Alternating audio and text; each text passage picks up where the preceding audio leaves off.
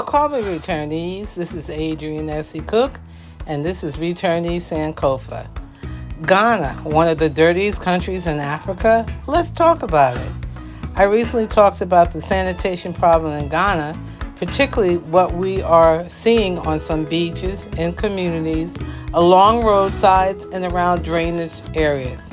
And the responses have been coming in. One comment really caught my attention.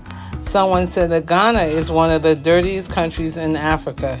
Now, that's a very strong statement, but instead of becoming defensive or attacking the person who said it, I think we need to ask more important questions.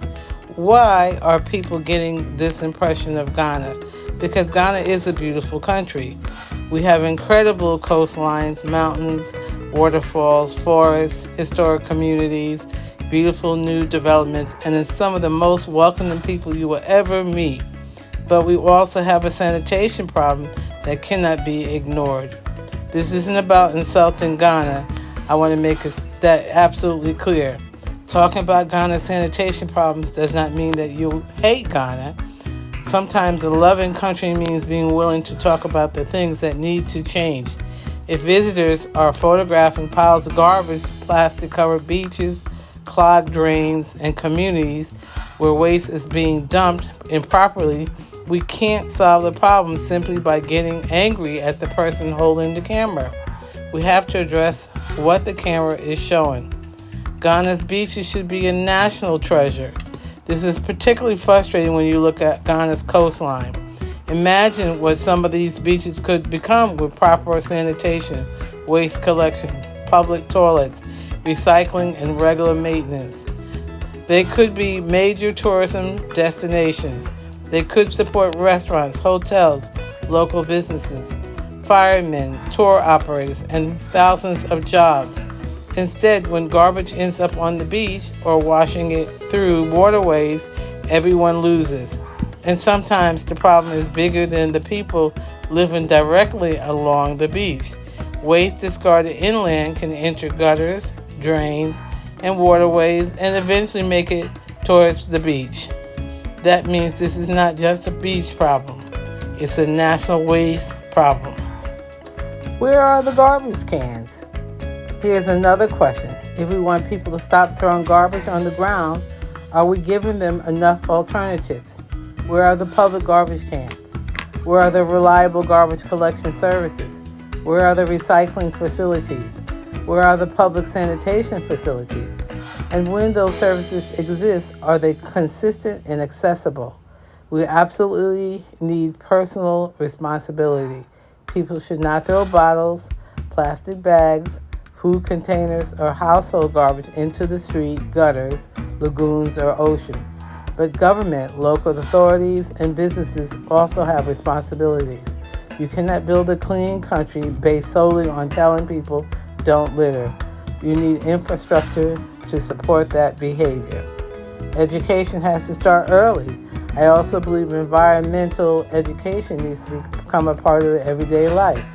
Children should grow up understanding the street is not your garbage can. The gutter is not your garbage can. The lagoon is not your garbage can. And the ocean is definitely not your garbage can. When an entire generation grows up believing that protection of the environment is part of being a responsible citizen, that's when long-term changes happen. Cleanliness is also an economic issue. This is where I want returnees and investors to pay attention. Sanitation isn't about appearance, it's about money. Tourists don't want to spend thousands of dollars traveling somewhere only to encounter garbage at major attractions. Diaspora families considering relocating are looking at neighborhoods, drainage, roads, sanitation, and the quality of life. Investors are looking at infrastructure. So when Ghana improves sanitation, Ghana isn't simply becoming cleaner, Ghana becomes more competitive. And returnees have a responsibility too.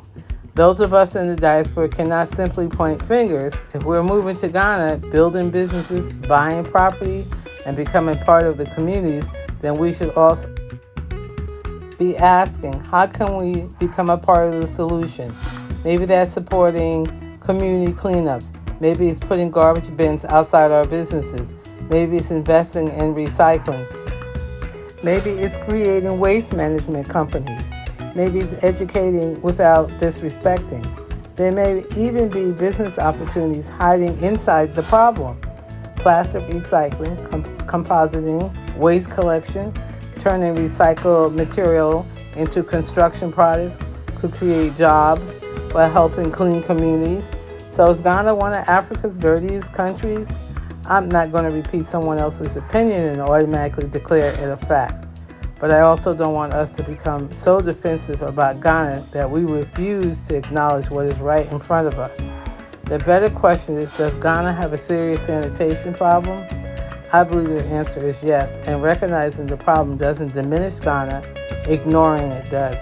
Because imagine Ghana with clean beaches, clean streets, working drainage systems, regular garbage collection, accessible public toilets, recycling programs, and communities where throwing garbage on the ground becomes socially unacceptable. That Ghana is possible, but government cannot do it alone. The citizens cannot do it alone, and the diaspora cannot do it alone. Everybody has a role. So I want to hear from you. Someone commented that Ghana is one of the dirtiest countries in Africa. Do you agree or disagree? And more importantly, what do you think Ghana needs to do to become one of the cleanest countries in Africa? Put your thoughts in the comments, but let's keep the discussion respectful, because this isn't about tearing Ghana down. It's about asking how we can help Ghana rise. This is Returnees Sankofa, helping the diaspora understand the Ghana we love, while also the conversations that can help make it better. May Dasi.